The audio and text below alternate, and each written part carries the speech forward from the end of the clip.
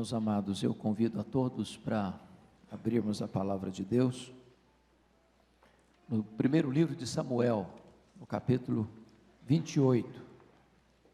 Primeiro livro de Samuel, capítulo 28.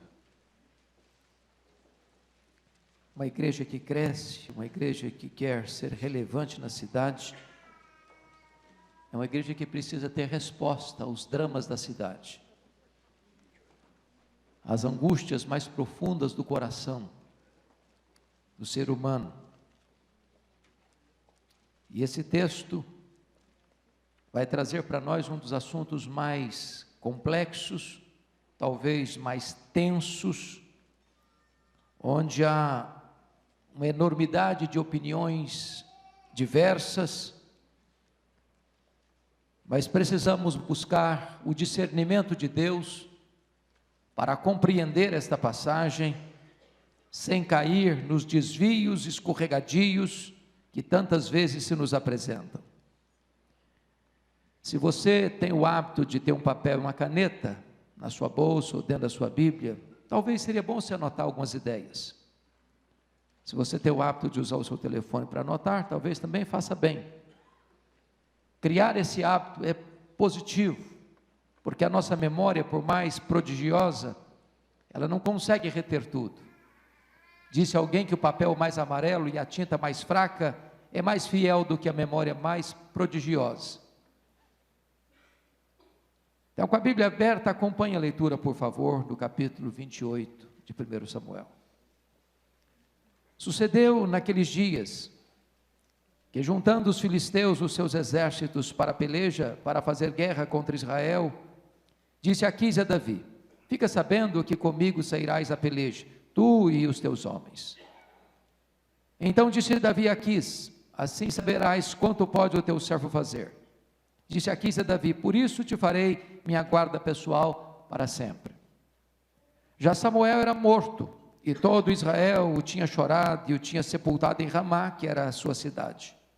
Saul havia desterrado os médiuns e os adivinhos. Ajuntaram-se os filisteus e vieram acampar-se em Sunem. Ajuntou Saul a todo Israel e se acamparam em Gilboa. Vendo Saul o acampamento dos filisteus, foi tomado de medo, e muito se estremeceu o seu coração. Consultou Saul ao Senhor, porém o Senhor não lhe respondeu, nem por sonhos, nem por Urim, nem por profetas. Então disse Saul aos seus servos: apontai-me uma mulher que seja médium, para que eu me encontre com ela e a consulte. Disseram-lhe os seus servos: há uma mulher em Endor que é médium. Saul disfarçou-se, vestiu outras roupas e se foi, e com ele 2 homens. E de noite chegaram à mulher e lhe disse: peço-te que me adivinhes pela necromancia, ou seja, consulta os mortos, e me faça subir aquele que eu te disser. Respondeu-lhe a mulher: bem sabes o que fez Saul, como eliminou da terra os médiuns e os adivinhos. Por que, pois, me armas cilada a minha vida para me matares? Então Saul lhe jurou pelo Senhor, dizendo: tão certo como vive o Senhor, nenhum castigo te sobrevirá por isso. Então lhe disse a mulher: quem te farei subir? Respondeu ele: faze-me subir Samuel. Vendo a mulher Samuel, gritou em alta voz. E a mulher disse a Saul: por que me enganaste? Pois tu mesmo és Saul. E respondeu-lhe o rei: não temas, que vês? Então a mulher respondeu a Saul: vejo um Deus que sobe da terra. Perguntou ele: como é a sua figura? Respondeu ela: vem subindo um ancião e está envolto numa capa. Entendendo Saul que era Samuel, inclinou-se com o rosto em terra e se prostrou. Samuel disse a Saul: por que me inquietaste, fazendo-me subir? Então disse Saul: muito angustiado estou, porque os filisteus guerreiam contra mim, e Deus se desviou de mim, e já não me responde, nem pelo ministério dos profetas, nem por sonhos. Por isso te chamei, para que me reveles o que devo fazer. Então disse Samuel: por que, pois, a mim me perguntas, visto que o Senhor te desamparou e se fez teu inimigo? Porque o Senhor fez para contigo como por meio intermédio ele dissera: tirou o reino da tua mão e o deu ao teu companheiro Davi. Como tu não deste ouvidos à voz do Senhor e não executaste o que ele, no furor da sua ira, ordenou contra Amaleque, por isso o Senhor te fez hoje isto. O Senhor entregará também a Israel contigo nas mãos dos filisteus. E amanhã, tu e teus filhos estareis comigo. E o acampamento de Israel, o Senhor entregará nas mãos dos filisteus. De súbito caiu Saul estendido por terra, e foi tomado de grande medo por causa das palavras de Samuel. E faltavam-lhe as forças, porque não comera pão todo aquele dia e toda aquela noite. Aproximou-se de Saul a mulher, e vendo-o assaz perturbado, disse-lhe: eis que a tua serva deu ouvidos à tua voz, e arriscando a minha vida, atendi às palavras que falaste. Agora, pois, ouve também tu as palavras da tua serva, e permite que eu ponha um bocado de pão diante de ti. Come, para que tenhas forças e te ponhas a caminho. Porém ele o recusou e disse: não comerei. Mas os seus servos e a mulher o constrangeram, e atendeu. Levantou-se do chão e se assentou no leito. Tinha mulher em casa um bezerro cevado. Apressou-se, matou, e tomando farinha, a amassou e cozeu em bolos asmos, e os trouxe diante de Saul e de seus servos, e comeram. Depois se levantaram e se foram naquela mesma noite.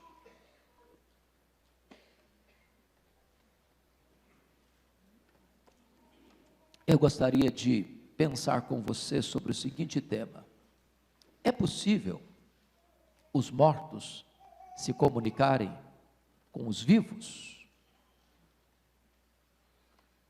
É possível os mortos se comunicarem com os vivos?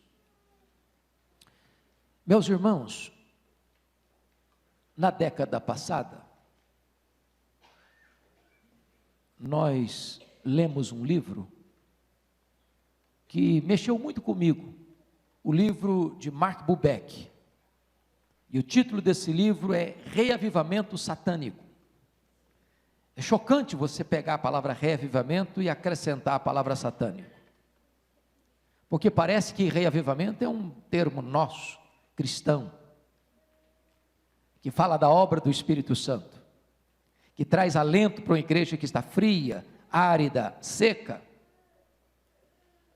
Mas Mark Bubeck, nesse livro, retrata com eloquência a corrida do Ocidente rumo ao ocultismo,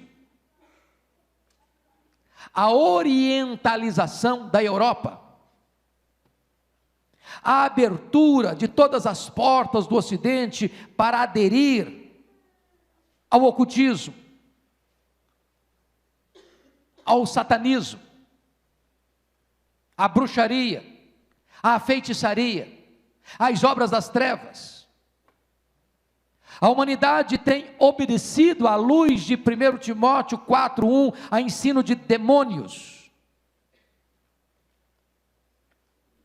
Eu não sei se vocês são apercebidos disso, essa alta corrida para o misticismo, a partir, por exemplo, do aspecto literário, e um dos mais famosos nessa área no Brasil, Paulo Coelho, por exemplo, cujos livros são apreciados no mundo inteiro, dentro dessa vertente mística.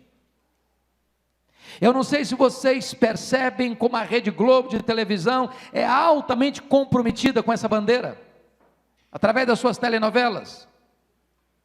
Eu não sei se vocês julgam esse fato, como Hollywood está deliberadamente comprometido com essa bandeira, nos seus filmes. Eu não sei se vocês visitam as livrarias dos aeroportos, onde talvez, quando você vai visitar a seção religiosa, o que você vê são as obras dessa linha de ocultismo, de feitiçaria. Você anda pelas ruas de São Paulo, nas avenidas, você vê placas e mais plaquinhas dependuradas nos postes das necromantes. Você olha muitos dos nossos políticos que não começam a campanha política sem ir primeiro fazer obras de feitiçaria. Muitos artistas que não gravam a música, não compõem a música, sem antes consultar espíritos para compor, e outros para cantar, e outros para se apresentarem nos palcos. Nós estamos vivendo essa cultura, vivendo e respirando essa cultura. E dentro dessa cultura, meus irmãos, entra uma questão que é a alma do ocultismo, do espiritualismo. É a consulta dos vivos aos mortos. E o viés é muito simples. Não há ser humano, não há família que não passe pela dor do luto, da saudade. E quantas pessoas que na sua angústia, na sua aflição, de enfrentar o luto, de enfrentar a despedida de um ente querido, não se sabe para onde vai, não se sabe como está, e a pessoa que não tem o conhecimento da verdade de Deus, e nem conhece a palavra de Deus, e não tem a esperança cristã, ela entra em pânico e desespero. Como é que está meu ente querido? Onde ele está? Está sofrendo? Está bem? Tem algum recado para nós? Precisa de alguma ajuda? E é nesse viés é que tantas pessoas procuram os necromantes para consultar os mortos, para buscar uma mensagem do além, para receberem uma orientação para a vida, ou para buscarem uma saída diante de uma grande angústia na alma. Pois bem, irmãos, esse texto está posto diante de nós. Esse texto nada mais é do que uma sessão mediúnica.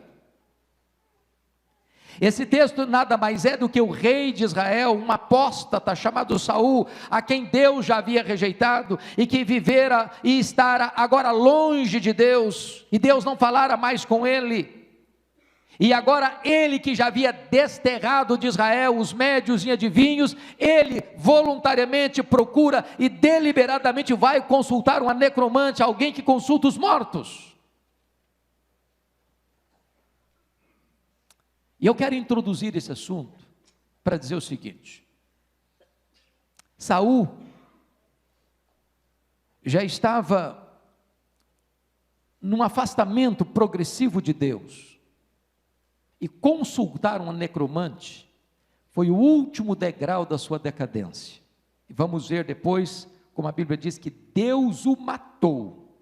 Embora ele tenha cometido suicídio, mas Deus o matou, porque ele consultou uma necromante. Foi o último estágio da degradação. Por que é importante dizer isso para a nação brasileira? Quando o país se rende a essa crença, quando os meios de comunicação de massa mais poderosos dessa nação proclamam essa crença, precisamos dizer a alto e bom som para o Brasil que isto é abominação para Deus. Precisamos dizer àquelas pessoas que na melhor das intenções buscam esses recursos, que elas estão entrando por um caminho de morte.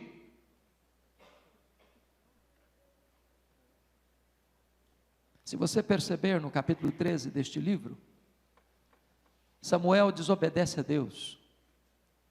Saul desobedece a Deus. E Samuel diz para ele: pois você rejeitou a Deus, Deus te rejeitou, e Deus vai levantar outra pessoa para ocupar o trono. Lá no capítulo 15, Saul mais uma vez não obedece integralmente uma ordem de Deus, e obediência parcial é desobediência total. Chega um momento que depois de ser rejeitado por Deus, ele é tomado por um ciúme doentio de Davi, por causa de uma música que faz sucesso nas paradas de Israel. Saul matou os seus milhares, Davi matou os seus 10 milhares. E a partir daí diz a Bíblia que um espírito maligno entra em Saul, e ele passa a odiar. porque o ódio é uma porta aberta para os demônios. Diz Paulo aos Efésios: irai-vos e não pequeis, não se deixe pôr o sol sobre a vossa ira, nem deis lugar ao diabo. E agora este homem está tomado por um espírito maligno, agora o coração deste homem está cheio de ódio, agora o coração deste homem está cheio de inveja, agora este homem que rejeita Deus é rejeitado por Deus, e ele endurece o seu coração. É nesse momento, irmãos, que Deus não fala mais com ele. Ele consulta e Deus não fala mais com ele. Há um grande risco do homem rejeitar a Deus e chegar um momento em que Deus diz: basta, eu entrego você a você mesmo. E é nessa hora então que mais uma vez os filisteus vêm guerrear contra Israel. E quando ele percebe que ele está em desvantagem militar, quando ele percebe que o seu povo cairá nas mãos dos filisteus, quando ele percebe que o seu genro Davi, a quem ele odiara e perseguira, é agora escudeiro do rei filisteu que vem contra Israel, quando ele percebe que agora ele está encurralado, emparedado pelas circunstâncias e não há saída para ele, e ele consulta a Deus e Deus não fala com ele, ele toma uma decisão: eu vou procurar uma mulher feiticeira, uma médium, uma necromante, para consultar os mortos. E aqui, para que você entenda a cena desse texto, eu quero levar a você a seguinte compreensão: que Saul estava sugestionado a cair nas malhas da necromancia. Se não, vejamos. Primeiramente, ele estava falido espiritualmente. Esse é o primeiro ponto. Por que ele estava sugestionado? Porque ele estava frágil espiritualmente. Olha comigo o versículo 6. Consultou Saul ao Senhor, porém o Senhor não lhe respondeu, nem por sonhos, nem por Urim, nem por profetas. Deixa eu dizer para você, não tem esse momento mais perigoso de que Deus falar, Deus exortar, Deus orientar, Deus advertir, e você tapar os ouvidos, e tapar os ouvidos, e tapar os ouvidos, e de repente Deus pode não ouvir mais. Fim da linha, fundo do poço. Crise espiritual. Segundo lugar, ele estava no meio de uma grande crise psicológica, não apenas espiritual, mas psicológica. Olha o versículo 5 comigo. Vendo Saul o acampamento dos filisteus, foi tomado de medo, e muito se estremeceu o seu coração. O coração dele virou água. Ele está em pânico. Ele está fragilizado emocionalmente, falido espiritualmente e turbulento na vida psicológica. Ele está fora do equilíbrio emocional. Terceiro aspecto, ele está num profundo esgotamento físico. Veja comigo o versículo 20. Lá na parte B está escrito o seguinte: e faltavam-lhe as forças, porque não comera pão todo aquele dia e toda aquela noite.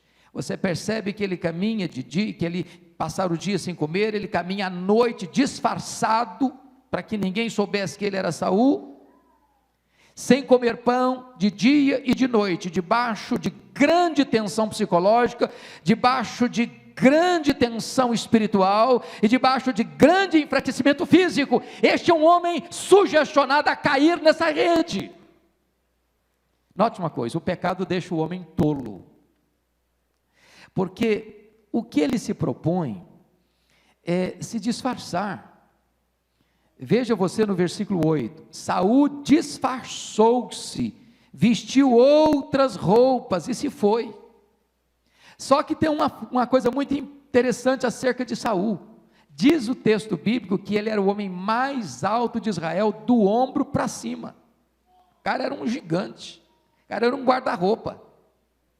Ele era indisfarçável. As crianças sabiam que ele era. Os homens, as mulheres, os trabalhadores, os homens da cidade, não havia como disfarçar esse homem. Você pode até botar uma perna de pau, mas não dá para serrar a perna e ficar menor. O pecado leva a pessoa a se tornar tola.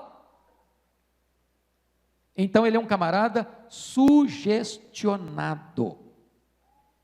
Agora vamos ver as tensões de quem se envolve com a necromancia. Primeira tensão. Eu quero que você entenda a preparação do terreno para nós entrarmos na explicação do texto.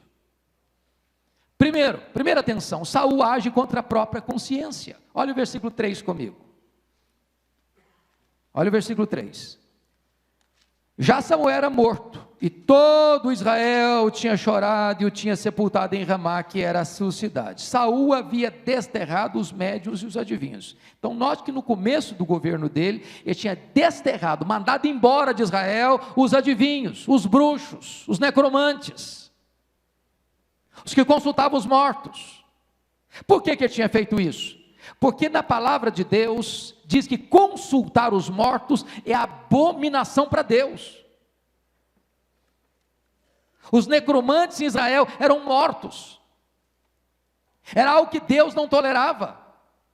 E agora ele que desterrara os médiuns, ele que desterrara os adivinhos, ele mesmo agora agindo contra a sua consciência, agindo contra o que ele fizeram no passado, ele mesmo é um candidato a ir a um centro espírita, a consultar um necromante. Ele é um homem em contradição, ele é uma guerra civil ambulante. Segundo, Saul perde completamente o temor de Deus. Confira o versículo 10. Então Saul jurou a necromante, pelo Senhor, dizendo: tão certo como vive o Senhor, nenhum castigo te sobrevirá por isso. Preste atenção nisso. Deus havia dito, lá no Pentateuco, que quem consultasse os mortos, os necromantes, isso era abominação, estava passível de morte. Agora Saul, um homem apóstata, jura para essa necromante que consulta os mortos, que ela pode fazer isso tranquilamente, porque ele jura em nome de Deus, que nada vai lhe acontecer. Ele assume o lugar de Deus, ele promete em nome de Deus, o que Deus não está prometendo. Ele é insolente, ele é blasfemo.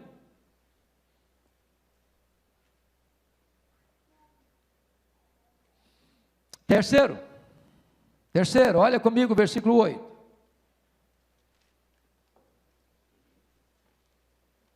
Ele age com insolência. Saul disfarçou-se, vestiu-se outras roupas e se foi, e com ele 2 homens. De noite chegaram a mulher e lhe disse: peço-te que me adivinhes pela necromancia e me faça subir aquele que eu te disser. Preste atenção que agora ele já está querendo que o negócio funcione, ele já está querendo que esse negócio de consulta aos mortos valha mesmo, que esse negócio é realidade mesmo. Então eu chego e digo: aqui quem manda sou eu sou rei, e eu quero que você faça o que eu mandar. Ele pensa que está no controle, ele pensa que ele manda no céu, que ele manda no inferno, ele pensa que ele é o rei supremo. Insolência, petulância, tola vaidade. Olha o versículo 11. Então lhe disse a mulher: quem te farei subir? Respondeu ele: faz-me subir Samuel. Agora notem vocês uma coisa, irmãos. Está escrito no capítulo 15, versículo 35, se você quiser dar uma puladinha rapidinho lá. Está escrito assim: nunca mais viu Samuel a Saul até o dia da sua morte. Porém tinha pena de Saul. O Senhor se arrependeu de haver constituído Saul rei sobre Israel. Samuel se apartou de Saul, porque Saul deliberadamente se apartou de Deus. Samuel se apartou de Saul em vida. Você acha que agora Samuel atenderia Saul depois de morto? Note, por favor, o que está por trás. Pense comigo, Samuel foi santo na vida, ele termina a vida dele lá no capítulo de número 12, dando um testemunho à nação, de que ele nada roubou, de que ele nada pegou de propina, que ele nada cobiçou, que ele foi íntegro durante toda a sua jornada. Pecaria ele depois de morto, se não pecou em vida? Transgrediria ele a lei de Deus depois de morrer, quando não transgrediu a lei de Deus em vida? Quarto lugar, Saul age com credulidade excessiva. Olha comigo versículos 12 a 14, preste atenção. Vendo a mulher a Samuel, gritou em alta voz, e a mulher disse a Saul: por que me enganaste, pois tu mesmo és Saul? Respondeu-lhe o rei: não temas, que vês? Então a mulher respondeu a Saul: vejo um Deus que sobe da terra. Perguntou ele: como é a sua figura? Respondeu ela: vem subindo um ancião, está envolto numa capa. Você pode ler o restante comigo, do versículo 14? Entendendo Saul que era Samuel, inclinou-se com o rosto em terra e se prostrou. Então note uma coisa, Saul não viu Samuel. O que você nota é um diálogo a partir daí com o suposto Samuel, com o Samuel do espiritismo, com o Samuel da necromancia, com o Samuel da médium, com o Samuel que foi forjado naquele ambiente de escuridão e trevas. Ele não viu. A descrição que a necromante faz de Samuel, qualquer criança faria. Samuel era a figura mais carimbada em Israel. Ele foi juiz, ele foi profeta, ele foi sacerdote durante a vida toda, desde a sua infância até a sua velhice. O pecado tira do homem o bom senso, o discernimento, a clareza de percepção. Sua credulidade era tola, pois sua fé estava morta. Então preste atenção, o que ele está falando é com o suposto Samuel, não com Samuel, profeta de Deus. Quinto lugar, Samuel agiu com total desrespeito a Deus e a Samuel. Olha o versículo 15 comigo. Você pode ler o 15 comigo, por favor? Vamos juntos, com toda a igreja. Samuel disse a Saul: por que me inquietaste, fazendo-me subir? Então disse Saul: muito angustiado estou, porque os filisteus guerreiam contra mim, e Deus se desviou de mim, e já não me responde, nem pelo ministério dos profetas, nem por sonhos. Por isso te chamei, para que me reveles o que devo fazer. Então está dizendo o seguinte: olha, Deus não quer falar comigo, mas eu quero que você fale.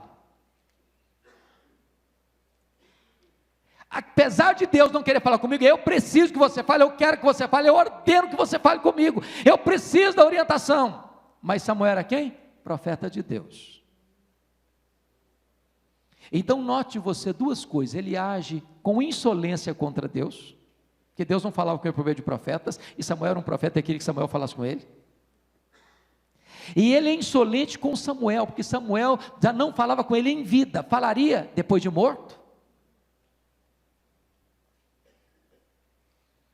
Será que Samuel se insurgiria para desafiar a Deus depois de morto? Então, como é que se interpreta esse texto?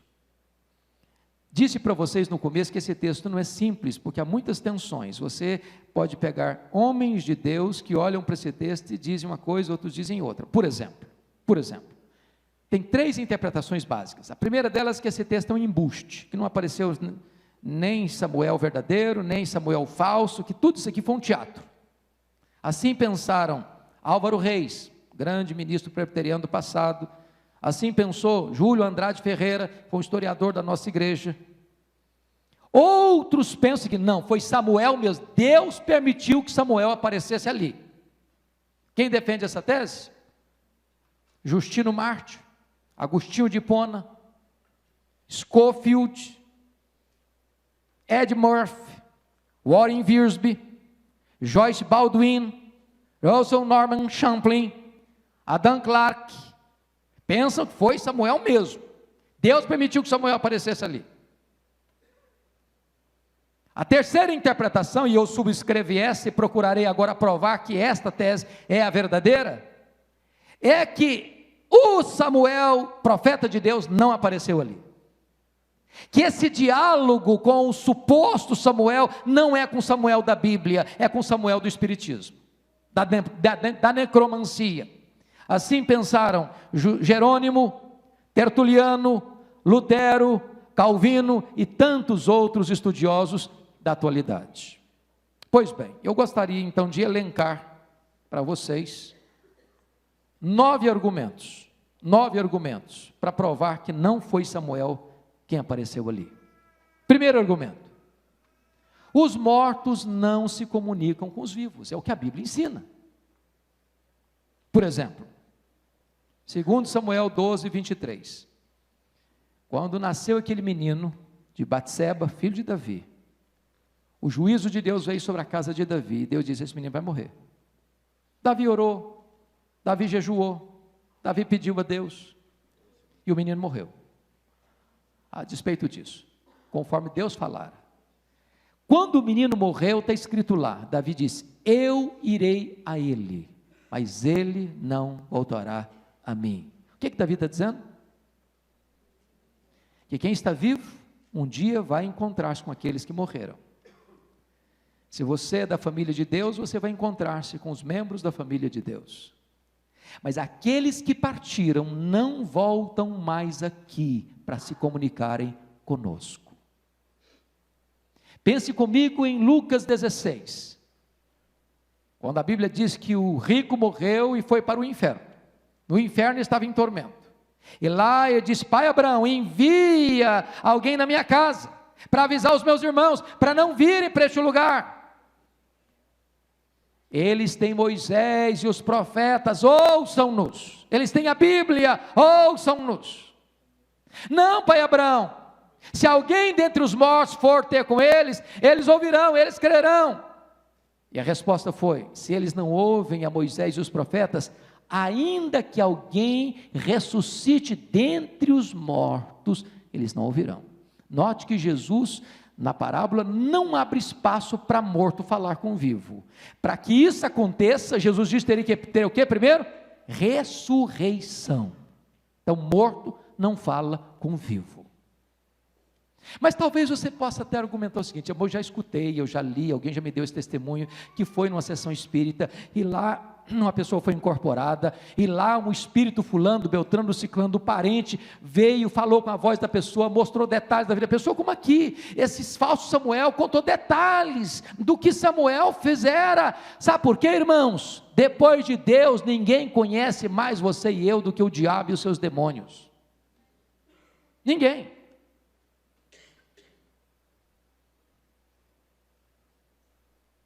Pois bem, este é o primeiro argumento: os mortos não falam com os vivos. A Bíblia não pode se contradizer. Segundo argumento: o Senhor não respondeu a Saul por meio de profetas. Olha comigo, 1 Samuel 28, versículo 6, está claro isso aí. Consultou Saul ao Senhor, porém o Senhor não lhe respondeu, nem por sonhos, nem por umim, nem por profetas. Ora, Samuel era um profeta. Agora a pergunta é: a quem ele consultou? Sabe o que a Bíblia responde? Vá comigo, por favor, para 1 Crônicas, capítulo 10, depois a gente volta para cá. 1 Crônicas, capítulo 10, versículo 13 e 14. A resposta está lá: a quem ele consultou? Vamos ver se é Samuel mesmo. Vamos ver se ele falou foi com Samuel mesmo. 1 Crônicas 10, versos 13 e 14. Está escrito aí. Você pode ler comigo? Vamos juntos? Assim morreu Saul, por causa da sua transgressão cometida contra o Senhor, por causa da palavra do Senhor, que ele não guardara, e também porque interrogara e consultara uma necromante, e não ao Senhor, que por isso o matou, e transferiu o reinado a Davi, filho de Jessé. A Bíblia diz que Deus matou Saul, porque ele consultou quem? Uma necromante. Essa era a ordem de Deus lá no Velho Testamento, no Pentateuco. Quem consultaram necromantes será morto. Era abominação para Deus. Então ele não consultou. O Senhor não respondeu a Saul por meio de profetas. Se fosse Samuel, Deus teria respondido por meio de profetas, porque nenhuma profecia é dada a não ser da parte de Deus. Terceiro argumento, Não há mudança de atitude de uma pessoa depois que ela morre. Ô irmão, quem morreu piedoso, não transgride mais depois de morrer. Quem morreu ímpio, não fica santo depois da morte. Ora, se Samuel era um homem de Deus, e era, se ele morreu, para onde ele foi? Estar com o Senhor. Para estar com o Senhor, ele foi glorificado. A Bíblia diz em Hebreus que aqueles que sobem para o Senhor são aperfeiçoados para entrarem na glória. De tal forma que quem já está lá no céu, quem já está na glória, quem já foi glorificado, não pode mais dar marcha ré e pecar contra Deus. Como Samuel, em glória, poderia voltar a uma sessão mediúnica, conspirar contra Deus, pecar contra Deus e fazer aquilo que era abominação para Deus? Aliás, Samuel chegou a dizer, no capítulo 15, versículo 23, deste livro de Samuel, em relação ao próprio Saul, que o pecado da rebelião é como feitiçaria. O Samuel que vivera santamente, seria um feiticeiro depois de morrer? Não faz sentido, é incoerente, absolutamente incoerente. Quarto argumento: uma pessoa salva não pode se corromper depois da morte, não pode. Sabe por quê? Sabe o que a Bíblia diz? O que é morrer para um crente? 2 Coríntios 5,8, é deixar o corpo e habitar com o Senhor. O que é morrer para um crente? Filipenses 1,23, é partir para estar com Cristo, o que é incomparavelmente melhor. Então note você que Samuel já estava na presença de Deus, portanto, ele não poderia dar marcha ré e pecar contra Deus. Quinto argumento: o descanso dos salvos não pode ser interrompido. É isso que está em Apocalipse 14, 13.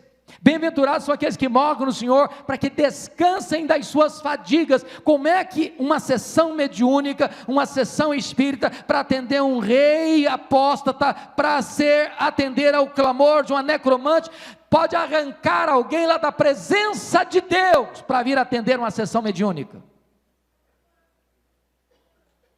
É uma conspiração contra toda a verdade divina. Sexto argumento: os que praticam a necromancia não serão salvos, a não ser que se arrependam. É o que está escrito na Bíblia. Apocalipse 21:8 diz que os feiticeiros serão lançados no lago do fogo. A Bíblia diz em Apocalipse 22:15 que os feiticeiros ficarão fora do céu. A Bíblia diz em Gálatas 5, versículos 19 e 20, que a feitiçaria é obra da carne, e os que tais coisas praticam não herdarão o reino de Deus. Êxodo 22, 18 e Lucas 20, 27 mostra que este pecado era punido com pena de morte em Israel, e diz 1 Crônicas 10, 13 e 14, que Deus matou Saul porque ele consultou uma feiticeira. Então, como se quem pratica esta obra da carne não pode ser salvo, a não ser que se arrependa? Samuel teria feito isso, mesmo depois de glorificado. Não faz sentido? Sétimo argumento: os salvos estão no céu e não no abismo. Preste atenção nisso. Vamos voltar lá para 1 Samuel 28 para você entender isso. Olha a pergunta da mulher, versículo 11, 28, 11. Perguntou a mulher a Saul: quem te farei subir? Respondeu ele: faze-me subir, Samuel. Agora pergunta a você: quando um salvo morre, para onde ele vai? Para o abismo ou para o céu? Se fosse o Samuel da Bíblia, ele tinha que descer e não subir.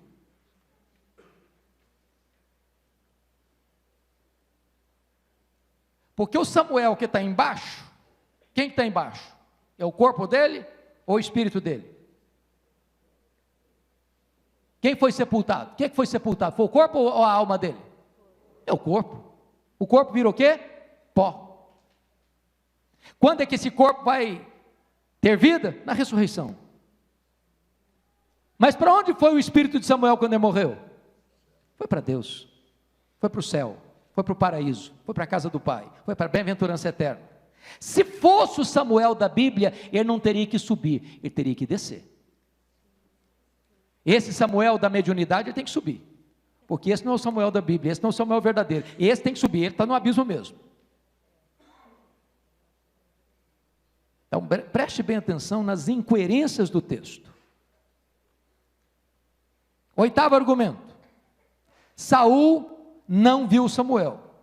Versículos 13 e 14. Entendendo Saul que era Samuel, aí o diálogo se desenvolve como se Samuel fosse. Mas ele não viu. Ele não viu Samuel. Ele foi sugestionado.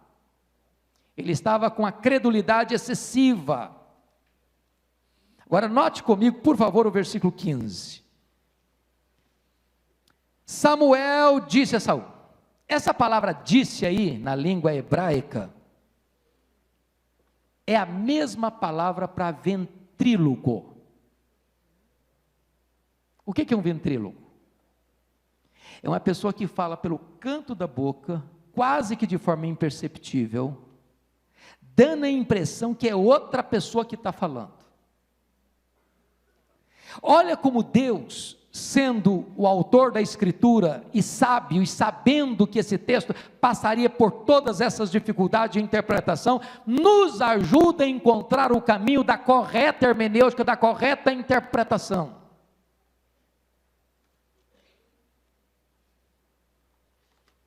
Nono argumento: as profecias do falso Samuel não se cumpriram.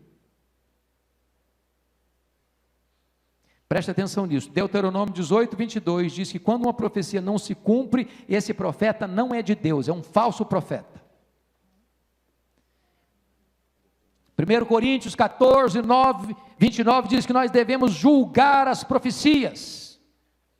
Mas não se cumpriu como? Primeiro, a profecia falhou quanto ao tempo. Olha o versículo 19 comigo.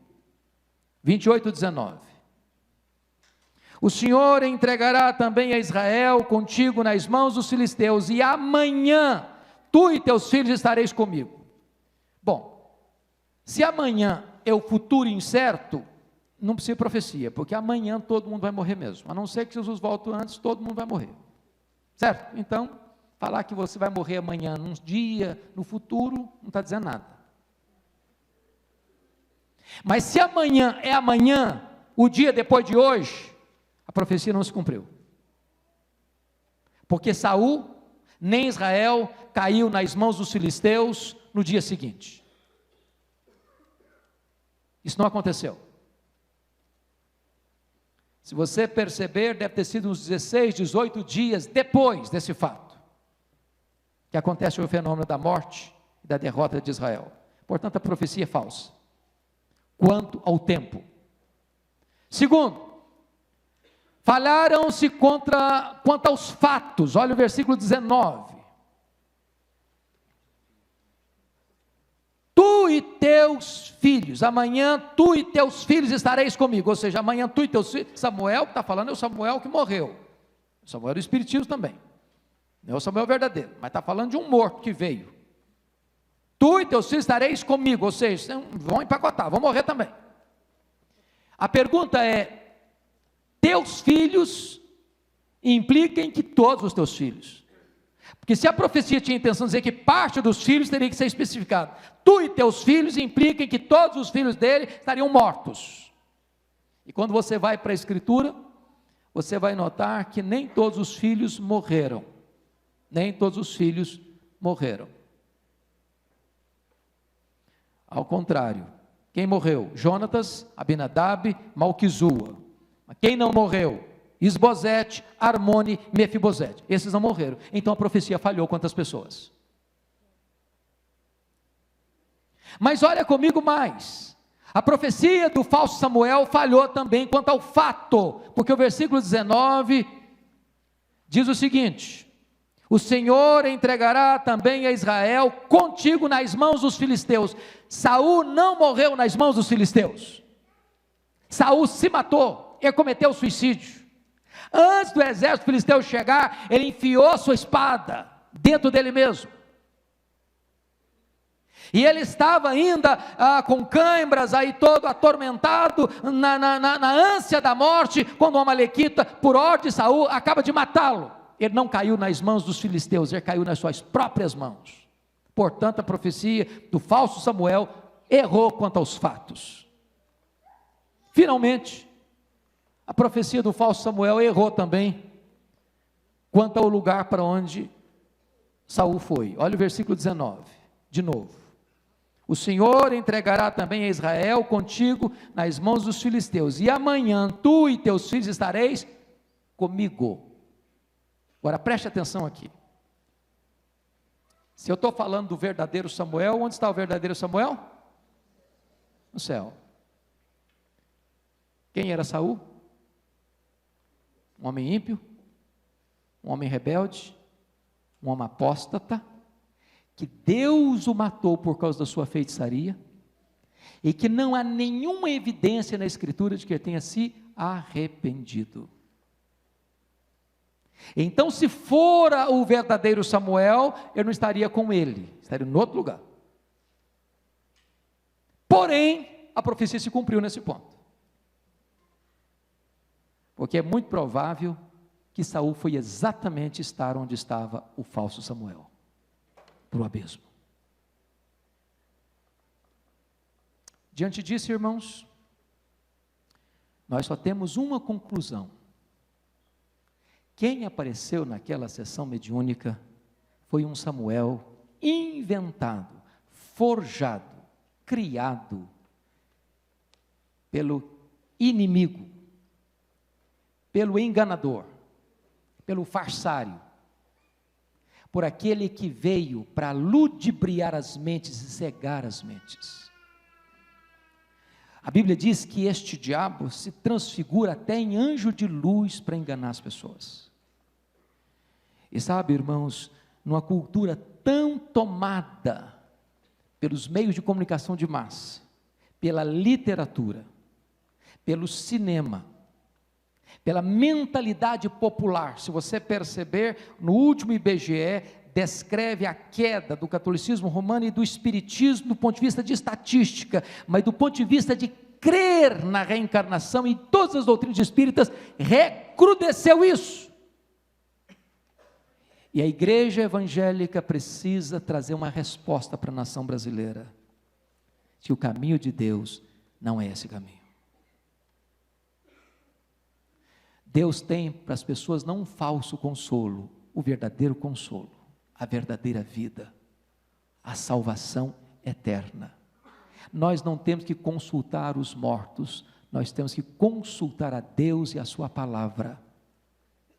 Aqueles que se desviam, nós precisamos entender isso. Não se desvia para a direita, não se desvia para a esquerda, mas se você se desviar para a direita ou para a esquerda, Deus dirá para você atrás de você: este é o caminho, andai por ele.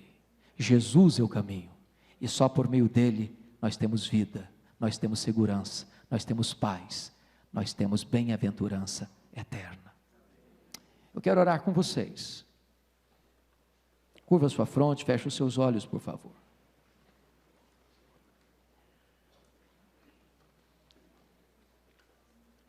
Nós precisamos orar pelo Brasil, irmãos.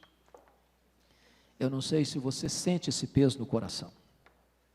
Quando eu subo todo dia pela Avenida Bandeirantes, de poste em poste, tem um cartaz para você consultar necromantes, para você fazer obras de amarração, e etc, e etc, e etc. E isso está no imaginário do brasileiro. Uma cidade com tanta gente aflita, uma cidade com tanta gente angustiada, uma cidade que está buscando resposta nas trevas, no ocultismo. Nós temos a verdade, nós temos o Evangelho, nós temos a palavra de Deus, nós temos a resposta para essa cidade, para esta nação. E nós precisamos estar fincados nessa verdade, para alertar o Brasil, que não há outro caminho a não ser Jesus, que não há outra resposta a não ser o Evangelho, que nós precisamos nos apegar ao Deus da nossa salvação. Senhor, em nome de Jesus, equipa a tua igreja, dando-lhe o conhecimento claro, nítido das Escrituras, para não cairmos nas malhas do engano. Dá-nos discernimento espiritual, para que não sejamos enredados por todas essas artimanhas do maligno que tenta nos desviar dos teus caminhos. Não permita que o nosso coração seja como o coração de Saul, um coração não disposto a obedecer, um coração que sempre busca desculpas para o seu pecado, um coração que se rende ao ciúme e ao ódio, um coração que se dobra às trevas, e um coração que marcha para a sua própria destruição. Dá-nos, ó Deus, temor do teu nome, e alerta a tua igreja, Senhor, no poder do Espírito Santo, para ela ser uma igreja que tenha resposta para as grandes angústias dessa cidade, para ela ter resposta para aqueles que aflitos buscam uma saída, num lugar onde só tem porta de entrada, mas não tem porta de saída, uma verdadeira escravidão. E permita que a tua igreja seja a agência do teu reino, e possa ser uma embaixada do céu na terra, para anunciar aos homens a libertação que há no nome do Senhor Jesus Cristo. Bendito é o teu nome, Senhor, pela tua palavra, bendito é o teu nome pelo entendimento que nos dás da tua palavra, bendito é o teu nome pela iluminação do teu Espírito. Nós te adoramos por isso, em nome de Jesus, amém.